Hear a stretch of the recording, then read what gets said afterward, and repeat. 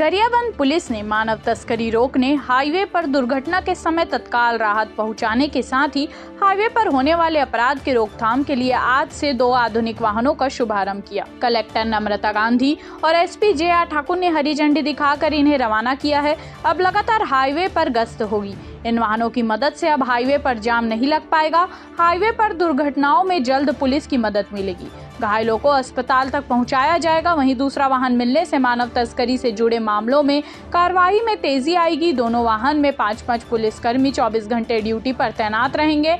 नई सुविधाओं को लेकर कलेक्टर और एसपी ने प्रसन्नता जताई है। खुद एसपी जे.आर. ठाकुर ने दोनों वाहनों को चलाकर देखा और गरियाबंद नगर में भ्रमण भी किया है। इन वाहनों के काम के बारे में बताते हुए जिला के एसपी जे.आर. ठाकुर ने बताया कि हाईवे पेट्रोलिंग वाहन दुर्घटना की सूचना प्राप्त होने पर हाईवे पेट्रोलिंग तत्काल स्वतः क्रियाशील होकर घटनास्थल पहुंचकर पीड़ित को समुचित सहायता व चिकित्सा सुविधा उपलब्ध कराएंगे तथा तत्काल नजदीकी अस्पताल तक रवाना करने की व्यवस्था करेंगे। घटना क्षेत्र के थाना प्रभारी को सूचित किया जाएगा। यदि घटनास्थल पर किसी प्रकार कानून व्यवस्था की स्थिति निर्मित होती है तो स्थानीय बल की सहायता से घटनास्थल को सुरक्षित रखते हुए राजमार्गों में आवागमन को सुचारू रूप से जारी रखवाना इसकी जिम्मेदारी होगी। इसी प्रकार एंटी ह्यूमन ट्रैफिकिंग यूनिट वाहन के द्वारा समाज में हो रहे लैंगिक उत्पीड़न, बाल विवाह, बाल श्रम, मानव अंग ऊतक प्रतिरोपण एवं मानव तस्करी के संबंध में शिकायत प्राप्त होने पर तत्काल घटनास्थल पहुंचकर उचित कार्रवाई हेतु सहायता पहुंचाएंगी। इन वाहनों को आज पहली बार रवाना करते एडिशनल एसपी चंद्रेश ठाकुर, उप पुलिस अधीक्षक नेहा सिन्हा समेत पुलिस विभाग से जुड़े सभी अधिकारी कर्मचारी मौजूद रहे।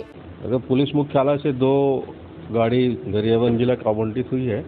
एक हाईवे पेट्रोलिंग के लिए है जो कि नेशनल हाईवे 130 जो आपका गरियाबंद से देवभोग वाला इलाका इधर राजिम साइड ये लगातार पेट्रोलिंग करती रहेगी।